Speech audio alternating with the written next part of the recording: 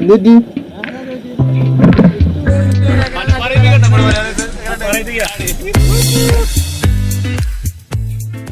Hello guys, എല്ലാവർക്കും പുതിയ വീഡിയോയിലേക്ക് സ്വാഗതം. ഇന്ന് വ്യത്യസ്തമായൊരു ഇൻട്രോ എടുക്കാമെന്ന് വിചാരിച്ച്. പിന്നെ ഇന്നിപ്പോൾ നമ്മൾ നേരെ പോണത് സ്റ്റാച്യു ഓഫ് യൂണിറ്റിയിലേക്കും പിന്നെ അവിടുന്ന് നേരെ രാജസ്ഥാനിലേക്ക് കടക്കാനാണ് തീരുമാനിച്ചത്. ആദ്യം നമ്മൾ വിചാരിച്ചത് റൺ ഓഫ് കച്ച്, അതായത് റൺ ഓഫ് കച്ചിലേക്ക് പോകാനായിരുന്നു പ്ലാൻ ഇട്ടിരുന്നത്. പക്ഷേ അവിടെ, അതായത് റൺ ഓഫ് കച്ച് എന്ന് പറഞ്ഞാൽ അറിയാമായിരിക്കും, എന്താ വെളുത്ത മരുഭൂമിയാണ്. പക്ഷെ അവിടെ ഇപ്പോൾ വെള്ളം കയറിയതുകൊണ്ട് അവിടേക്ക് പോകുന്ന ടാസ്ക്, നമുക്ക് ആ മരുഭൂമിയിലേക്ക് ഇറങ്ങാനൊന്നും പറ്റില്ല. അതായത് ലേക്ക് വറ്റി പോണതാണ് ആ ഡെസേർട്ട്. ഏതായാലും ഇനിയിപ്പോൾ സ്റ്റാച്യു ഓഫ് യൂണിറ്റിലേക്ക് വരുന്നത് 150 കിലോമീറ്ററോളം ഉണ്ട്. പിന്നെ അവിടുന്ന് നമ്മൾ നേരെ മൗണ്ട് അബു, രാജസ്ഥാനിലെ മൗണ്ട് അബുവിലേക്ക് പിടിക്കാനാണ് പ്ലാന്. എത്തുമോയെന്ന് അറിയില്ല, ഏതായാലും പോയി നോക്കാം. അൽഹംദുലില്ലാ നല്ല റോഡ് കിട്ടി കേട്ടോ.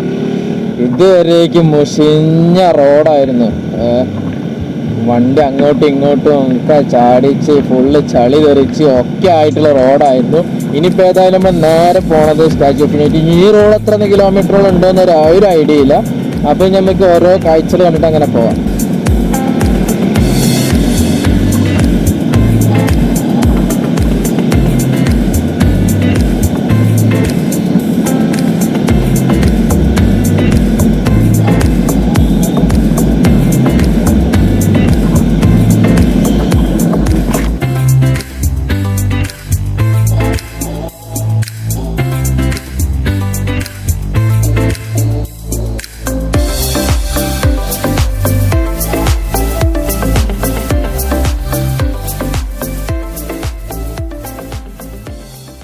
ഗായ്സ്, ഞങ്ങൾ കുറച്ച് ദൂരം പോന്നപ്പോഴും റോഡ് പഴയ പോലെ തന്നെ കേട്ടോ. എന്താണെന്ന് അറിയില്ല.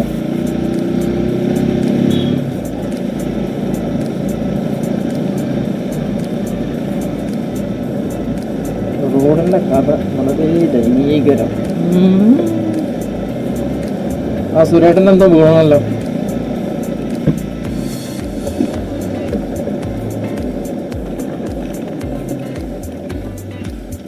റെയിൻകോട്ടം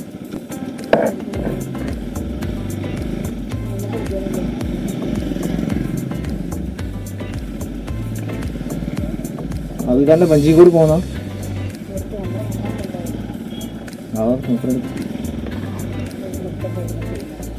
എന്നിട്ട്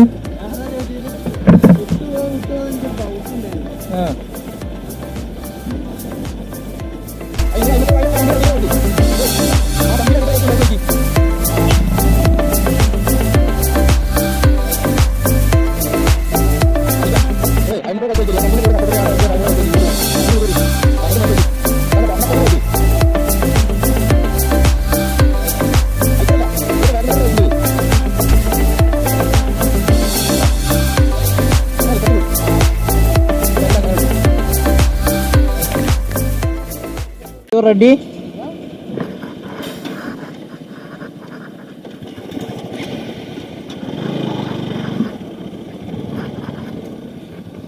ഗൈസ്, മൂപ്പരുടെ കെട്ട് കഴിഞ്ഞതായിരുന്നു കേട്ടോ, സീനൊന്നുമില്ല.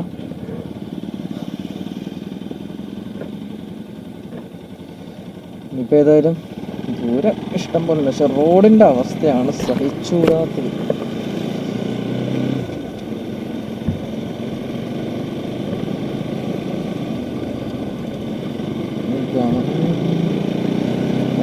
കിലോമീറ്ററോളം ഇങ്ങനെ തന്നെ ആണെങ്കിൽ കഴിഞ്ഞ കഥ.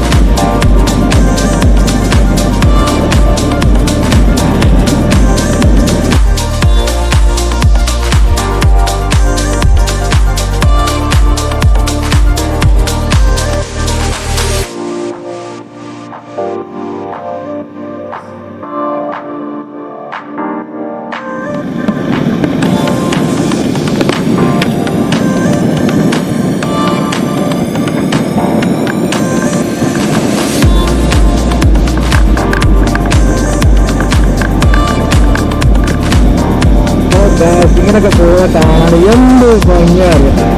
നൈസ് റോഡ്, അതേപോലെ മുന്നിലിങ്ങനെ റൈഡേഴ്സ് ഇങ്ങനെ പോകുമ്പോൾ കാണാൻ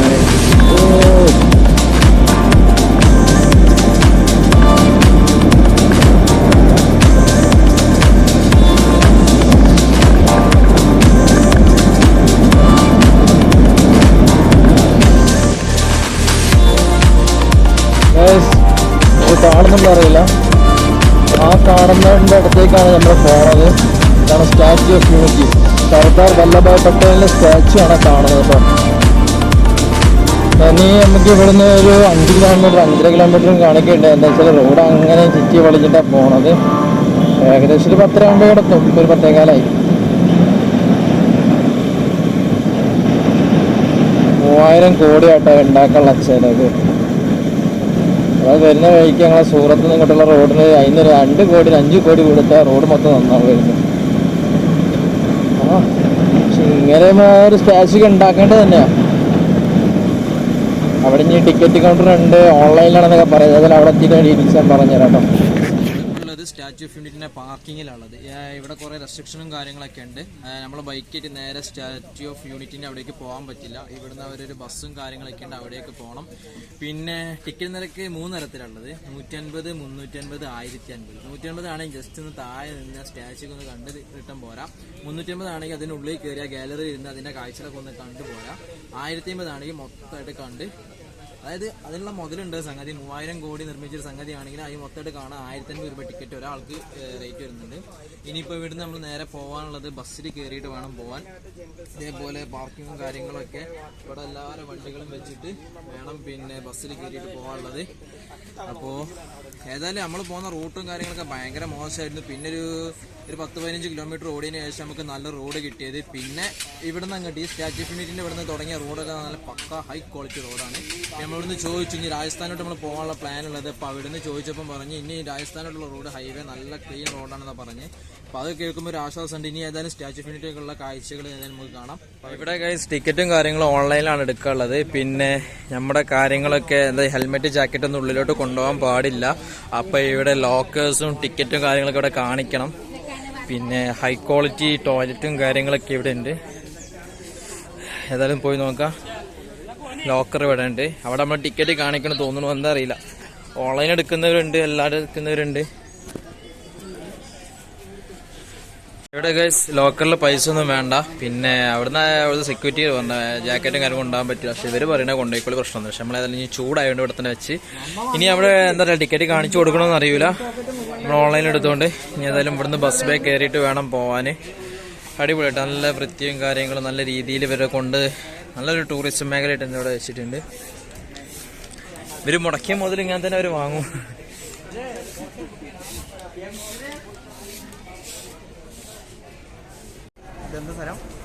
statue of Unity, Sardar Vallabhbhai Patel അദ്ദേഹത്തിന്റെ സ്റ്റാച്യു ഓഫ് യൂണിറ്റി 3000 കോടി ചെലവാക്കി ഉണ്ടാക്കിയതാണ്.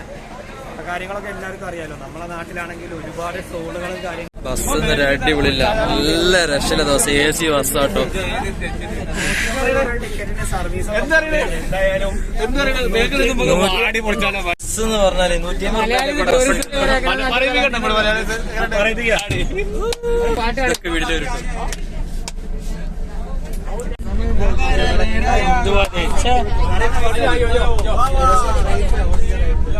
വീട്ടിൽ മുമ്പ്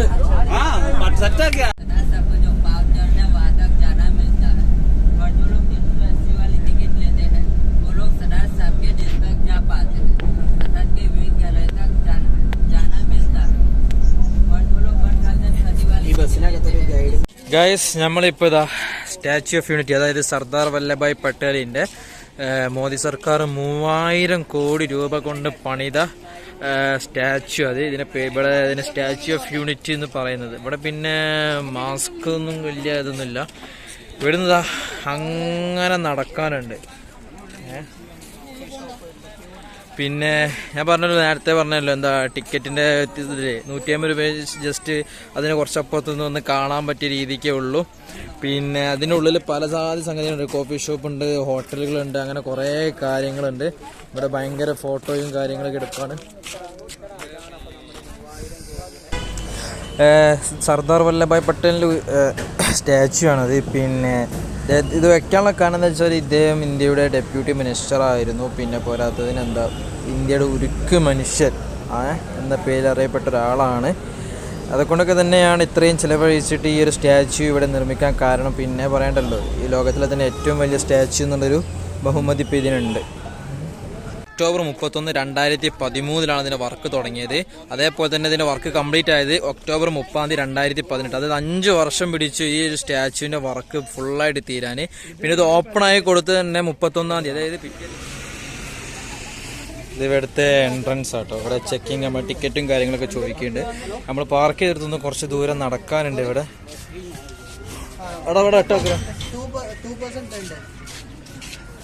ഇവിടെ നമ്മളെ ടിക്കറ്റും കാര്യങ്ങളും കാണിച്ചു കൊടുക്കണം.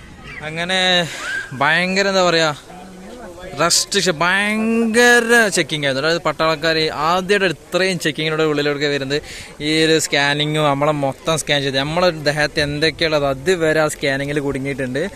ഈ ഒരു സാധനത്തിൻ്റെ അടുത്തെത്താൻ ഇതൊക്കെ പൊട്ടിച്ചിട്ട് എന്ത് കിട്ടാനാണാവോ? എന്താ വെച്ചാൽ എയർപോർട്ടിലൊക്കെ ഉണ്ടാവും അങ്ങനെ പറയാം, ഇമിഗ്രേഷൻ ചെയ്യണ പോലെയൊക്കെ അങ്ങനത്തെ ഒരു ചെക്കിങ്ങും കാര്യങ്ങളും. അതേപോലെ നമ്മൾ അടിമുടി എന്തൊക്കെയാണ് ഉള്ളത് അതൊക്കെ അവർ ചെക്ക് ചെയ്തു. ഏതായാലും ഇത്രയൊന്നും പ്രതീക്ഷിച്ചിട്ടില്ലായിരുന്നു ഇങ്ങോട്ടുള്ള ഒരു എൻട്രൻസ് ഇത്രത്തോളം ഉണ്ടാവും എന്നുള്ളത്. ഈ ഒരു മുതല് 3000 കോടി. സംഗതി ഇവിടെ ഭയങ്കര സെറ്റപ്പാട്ടോ. എന്താ വെച്ചാൽ എസ്കലേറ്റർ പോലെ വെയിലത്ത് കൂടെ നടക്കാൻ പറ്റാത്ത രീതിയിൽ നല്ല രീതിയിലുള്ള സംഗതി സെറ്റപ്പും കാര്യങ്ങളൊക്കെ അവിടെ അവരെത്തിച്ചിട്ടുണ്ട്. പിന്നെ ഞാൻ പറഞ്ഞ 1050 ടിക്കറ്റ് എന്ന് പറഞ്ഞില്ലേ, അത് ഈ മൊത്തം ഈ ഡാമും കാര്യങ്ങളും മൊത്തം നമുക്ക് ഇതുള്ളതാണ്. ഇനി അവിടെ ഒരു പട്ടാളത്തിൻ്റെ ചെക്കിങ് കൂടി കാണേണ്ട കഴിഞ്ഞാൽ എന്താ അറിയൂല.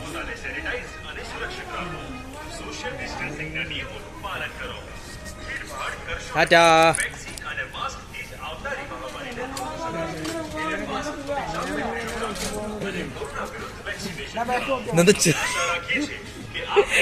അയ്യോ ഫുള്ള്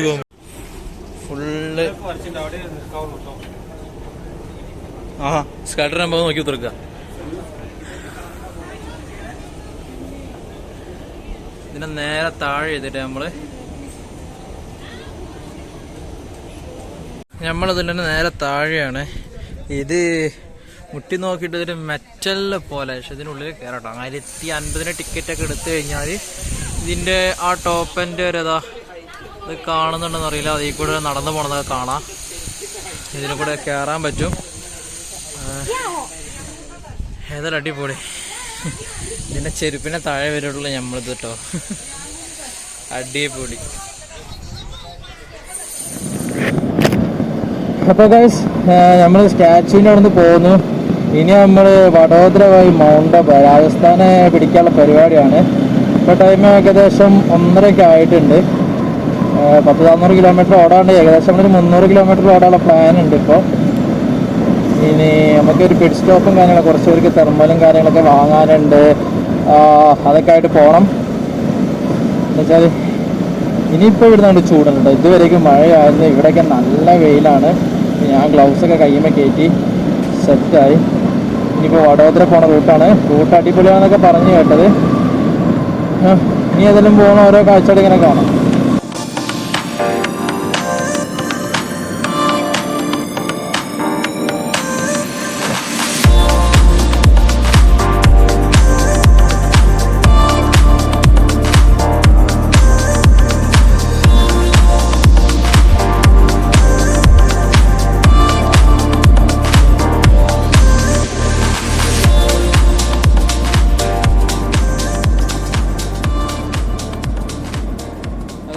നമ്മളിപ്പോൾ മൗണ്ട് അബുവിലേക്ക് പോകാമെന്ന് വിചാരിച്ചിരുന്നത്. പക്ഷേ നമ്മളിപ്പോൾ ഫുഡൊക്കെ കഴിച്ച് കഴിഞ്ഞ് നമ്മളെ കൂടെയുള്ള ആദിൽഖാൻ്റെ ബാഗ് നോക്കിയപ്പോൾ ബാഗ് കാണാനില്ല. ഇപ്പോൾ ഒരു ഷോർട്ടിലിടുന്ന ചെറിയൊരു ബാഗ് ഉണ്ടായിരുന്നു, അത് നോക്കിയപ്പോൾ കാണുന്നില്ല. ഞങ്ങൾ ആ പാർക്കിങ്ങിൽ നിന്ന് അവിടെ കുറച്ചേക്ക് ഇരുന്നായിരുന്നു. അപ്പോൾ ആ ടൈമിൽ ഞാൻ അവിടെ വെച്ചെടുക്കാൻ മറന്നൊന്നറിയില്ല. ഏതായാലും മൂപ്പരിപ്പോൾ അവിടേക്ക് തന്നെ പോയിട്ട് ഞങ്ങൾ 40 കിലോമീറ്റർ കഴിഞ്ഞ് പോയപ്പോൾ ഫുഡ് കഴിക്കാൻ ഇതേപോലെ ഷോപ്പിൽ കയറിയതാണ്. ഇനിയിപ്പോൾ അതിൽക്കെ വരണം. അതിൽക്കെ വന്നിട്ട് ഇനിയിപ്പോൾ യാത്ര നടക്കുള്ളല്ലോ. ഒറ്റയ്ക്ക് അവരെ ഇട്ടിട്ട് പോകാൻ പറ്റില്ലല്ലോ. ഏതായാലും കുറച്ച് നേരം അവരെ വെയിറ്റ് ചെയ്യാമെന്ന് വിചാരിച്ചു. ഇപ്പോൾ ഏതായാലും മൗണ്ടപ്പ് എത്തും തോന്നണില്ല. ഏതായാലും കുറച്ച് നേരം യാത്ര ചെയ്തിട്ട് ഒരു 6 മണിയാകുമ്പോഴേക്കും സൈഡാക്കി എവിടെയെങ്കിലും ടെൻ്റ് അടിക്കാനുള്ള പരിപാടി നോക്കണം. നമ്മളിന്ന് എങ്ങനെ രാജസ്ഥാനിൽ കയറണം എന്ന് വിചാരിച്ചായിരുന്നു. എന്താ അറിയില്ല, ഞാൻ പോയി നോക്കട്ടെ. ഞാൻ വന്നിട്ട്